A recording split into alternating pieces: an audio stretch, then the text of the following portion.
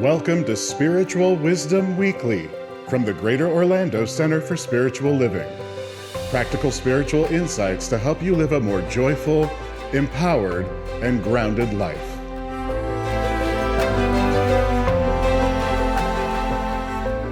Let's grow together. And now, welcome back, Reverend Martin, please. Yay. Well, here we are in a month which celebrates the season of light. Light is special, and we could even say it's magical. And perhaps the word that best describes spirit is light. After all, the first miracle of creation was illumination. Let there be light. Well, the winter solstice, as we mentioned, is the shortest day and the longest night of the year.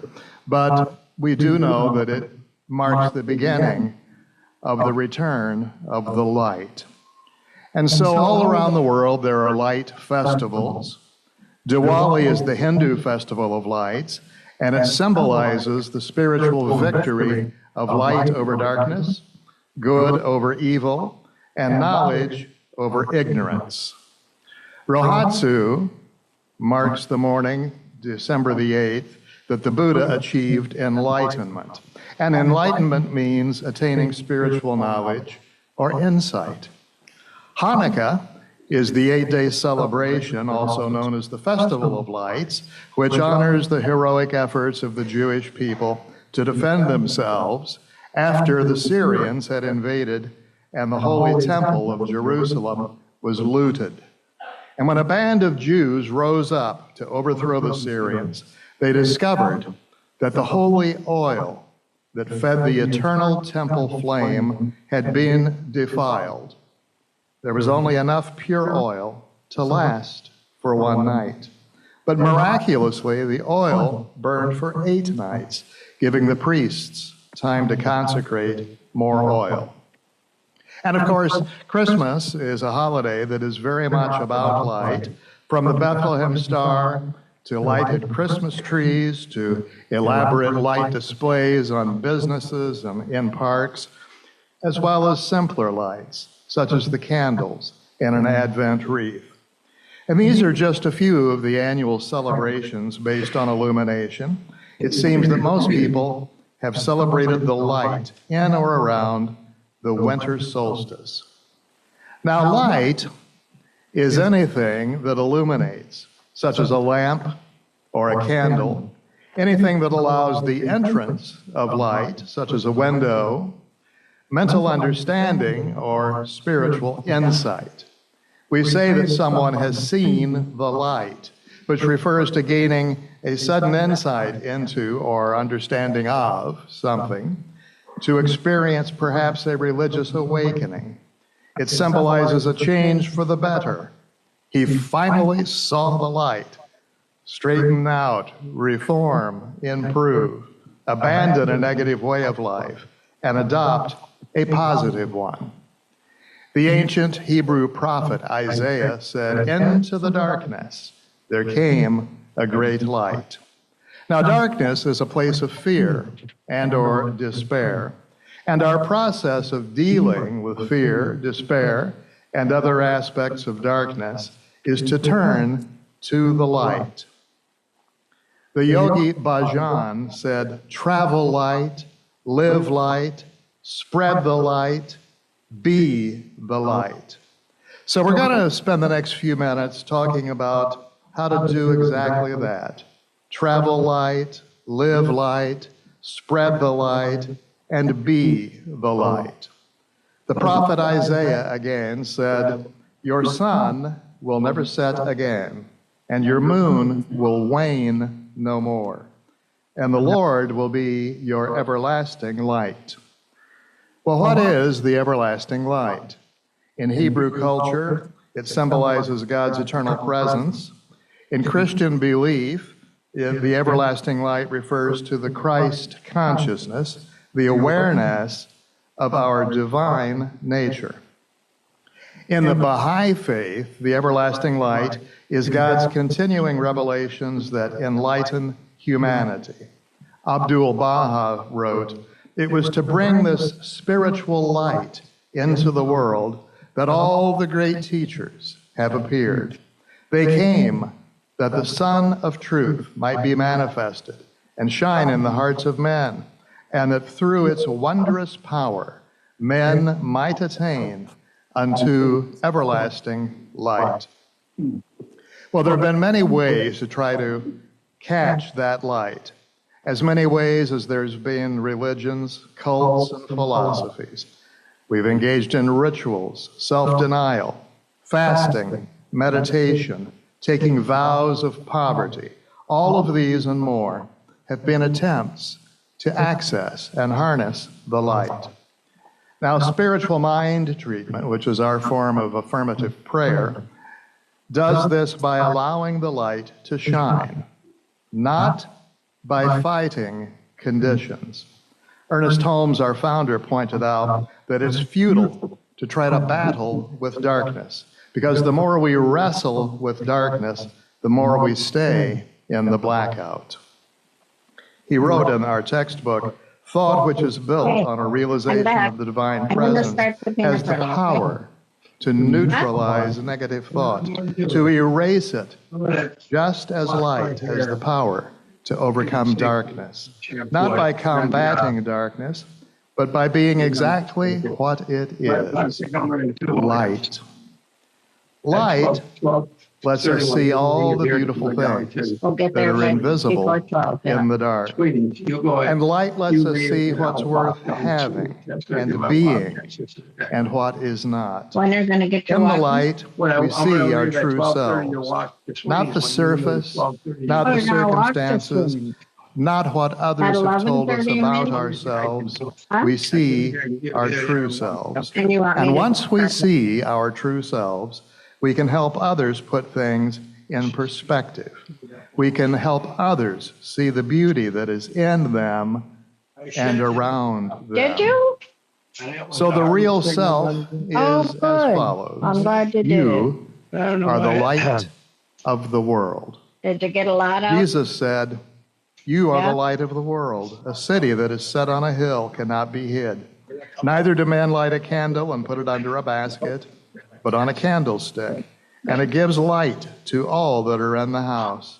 So let your light shine before men, that they may see your good works and glorify your Father, which is in heaven." Now, the Aramaic word for light is neura, which means teaching, enlightenment, brilliance, and intelligence. And the Torah is said to be the light, and God's presence is referred to as the light. Now, during Jesus' time as a rabbi, Israel's light tended to be buried under so many empty rituals and man-made observances that it was difficult to access the light. Truth is, the light is found within, not in outward observances. Faith, forgiveness, peace, justice, love, and purity of heart are the light of the human soul, and they need to shine in the world. And when they do, humanity sees that the kingdom of God is here and now. The pioneering psychologist Carl Jung wrote, "As far as we can discern, the sole purpose of human existence is to kindle a light in the darkness of mere being." And Ernest Holmes again wrote, "If we will have faith in ourselves, faith in others, faith in the universe, and faith in God, that faith will light the place in which we find ourselves. And by the light of this faith, we will be able to see that all is good. And the light shed by this faith will light the way for others." We become conscious of the darkness only when we are without faith. For faith is ever the light of our day and the light on our way, making that way clearly visible to us, even when to all others it may be beset with obstacles. So the way we let our light shine is through our actions. Others cannot read our thoughts. And others may not be that impressed with our spoken words. It's what we do that counts. St. Francis of Assisi said, "Preach the gospel at all times, and if necessary, use words." That is, often the most powerful sermons are unspoken. When we have integrity and live consistently by our standards, people notice. And when we radiate joy and happiness, they notice even more. The old-time evangelist D.L. Moody said, "We are told to let our light shine. And if it does, we don't need to tell anybody, it does." Lighthouses don't fire cannons to call attention to their shining. They just shine. So there's this age-old battle between being good and doing good. Good is as good does. It's the difference between seeing someone who's down and out and saying, "Bless you, brother," or "How can I help?" Thinking can't show others anything. Only action show others the way. Growing up, I used to hear ministers say, "You may be the only Bible some people ever read." Well, you may be the only candle some people ever see. So shining our light is not about showing off or spiritual strutting or swaggering. Shining our light is the only way we can really help others. You've probably all heard this famous Marianne Williamson quote, "There is nothing enlightened about shrinking so that other people will not feel insecure around you." We were born to make manifest the glory of God that's within us. And it's not just in some of us, it's in everyone. And as we let our own light shine, we consciously give others permission to do the same. As we are liberated from our own fear, our presence automatically liberates others. So what are some of the things that might keep our light under a basket? Well, self-limiting beliefs, worrying about what other people might think of us, thinking that we need more stuff to get ahead in life, feeling like we don't deserve success, and worrying about too many possible negative scenarios. And why are these so harmful? Because our minds are powerful tools, and many aspects of our mind that are there to help us survive can also turn ourselves against ourselves. But one thing that works for everybody, when sincerely practiced, is living in the moment. Right now. What difference does it make what anyone thinks about you? Right now, your limiting beliefs should have no hold on you because you aren't basing things from past experiences nor future imaginations. Right now, there are no negative scenarios to imagine and no reason to doubt anything. And even if you're passing through the shadows, remember that shadows are proof that there is light. But remember, too, that if you can see your own shadow, it's because you have your back to the light. So I want to take a quick look at two aspects of being the light. First, being who you want to be, and second, giving others permission to do the same. Being the light includes being what you want and not letting any negative thoughts, beliefs, or feelings hold you back. If you want to do something, do it, even if others may laugh at you or tell you it's stupid. Have big goals and dreams if they involve your passions, even if people say it can't be done or you're wasting your time. This is being the light. There's more to light than meets the eye.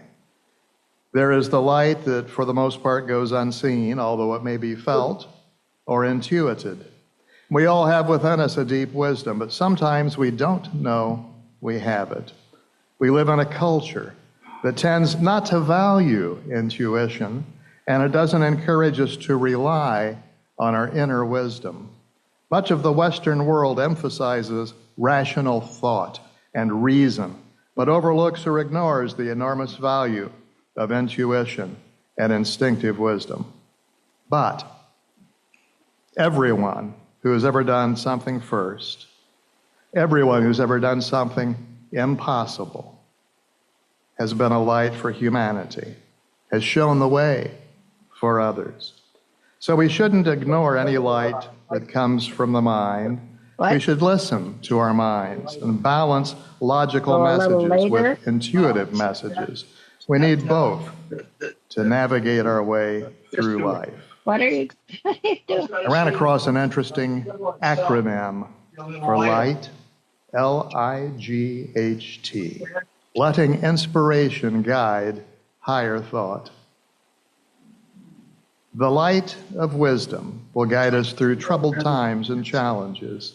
How often do we seek a wise person's counsel when we're feeling stuck with an issue, in a relationship or at work, for example? It's not a bad thing to do, but how much better to be able to consult the wisdom within. And light also communicates levity or joy. The saying, angels can fly because they take themselves lightly, comes to mind. A light heart is wise, not held down by heavy emotions and thoughts of doom or despair. The people who are light by nature laugh easily and take life as it comes. They do not dwell on life's downturns with a heavy heart. So another aspect of being the light is giving other people permission. As an act of its own, simply being the light in your own life will give people permission to see that the light is theirs too. And just shining the light or being the light is making a difference in the world. So don't discourage people. If someone comes to you with their crazy idea, don't shoot them down. Be non-judgmental and encouraging. You never know when their crazy idea will be the next great light, showing others how to do the impossible. And remember that some people don't want advice. Just because you're making a good go of your life doesn't give you permission to impose your reality onto the lives of others. When people are ready to make a change, their lessons will unfold, their light will shine. And when someone's flame is flickering in the winds of anxiety, adversity, or affliction, do your best to be their light. Their flame will eventually begin burning brightly. But until then, be the light that they may need. And since we may not know what another person's experiencing, we must keep our own light strong with patience in our interactions. We get impatient when people don't meet our expectations. Accommodate them. See the light, be their light. When people fail to see things the way we expect them to, reconcile with them. See the light, be the light. When people struggle to change from their old ways of doing things, accept their progress. See the light, be the light. If someone struggles to keep up, acknowledge their pace. See the light, be the light. Through our daily spiritual practice, we can see the light, and through our actions, we can be the light. If you, like me, were raised in a Sunday school, you may remember as a little kid singing this song, "This little light of mine, I'm gonna let it shine." Well, they got the let it shine part all right. The problem was this little light. There is nothing little about our light. Into the darkness there came a great light. So we need to spread our light every minute of every day. There will never come a time when we're incapable of shining a light, even in what we call death. Even death is not extinguishing the light. It's only turning off the lamp because the dawn has come. Now, it's possible that you've listened to this talk and you're saying to yourself, well, I'm just me. I certainly can't see that I have any light to share with anyone. I'm too old, too young, too socially awkward, not bright enough, not smart enough, not perfect enough. Well, even if all that were true, and it's not about your idea of being perfect. Listen to these lyrics by Leonard Cohen. Ring the bells that still can ring. Forget your perfect offering. There's a crack in everything. That's how the light gets in. Now, as clever as that little ditty is, I like to say it this way. Ring the bells that still can ring. Forget your perfect offering. There is a crack in everything, and that's how your light shines out. Well, as humans, we may have our cracks, but we are more than body. We are spirit, bearing the divine light within. The divine light is that part of us that connects directly with our Creator. We're called to join in this divine connecting love by being the light and seeing the light. So let's keep our light burning brightly so that those around us can see the unlimited potential for good that we are accessing and then decide to accept it for themselves. We may be surrounded by a great darkness, and too often we've been part of that darkness. But waiting to come into the darkness is a great light, and you can help that happen. Are you ready to shine? See the light. Be the light. Shine it bright. Your own way. Namaste. Right now, I invite you to get very comfortable in your seat. Just relax. Take a deep breath or two. Close your eyes, shut out any distractions, and take as much of the following as your truth as you care to.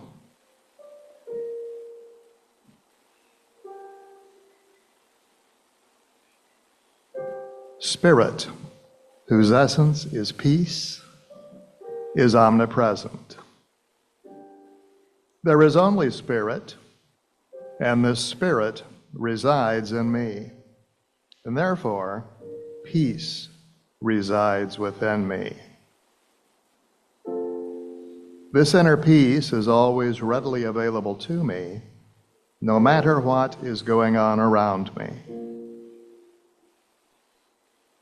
It is the nature of Spirit to give, and it gives this peace when I accept it. As I become quiet and still, I focus on this infinite reservoir of peace within me.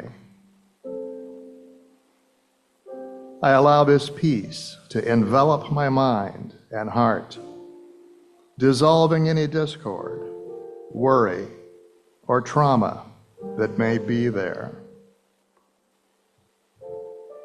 The peace within me clears and cleanses my entire being.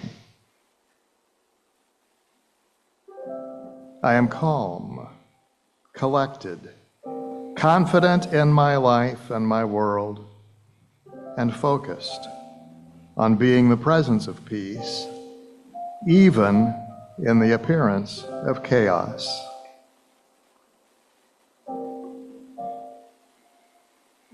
Knowing that there is only one mind, I recognize that it is my sacred duty to be the presence of peace because my thoughts affect others. I see this as a gift to be part of the uplifting of the consciousness of humanity during these times.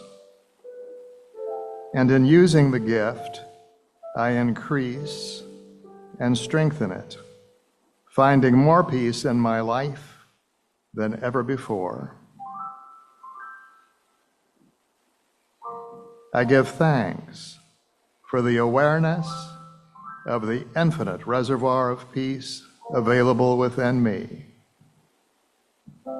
I am thankful that peace prevails. I am thankful that I experience peace on earth when I proclaim it. So I release my word to the law of mind, knowing that it always takes the seed of my intention and grows it into manifestation. And so it is.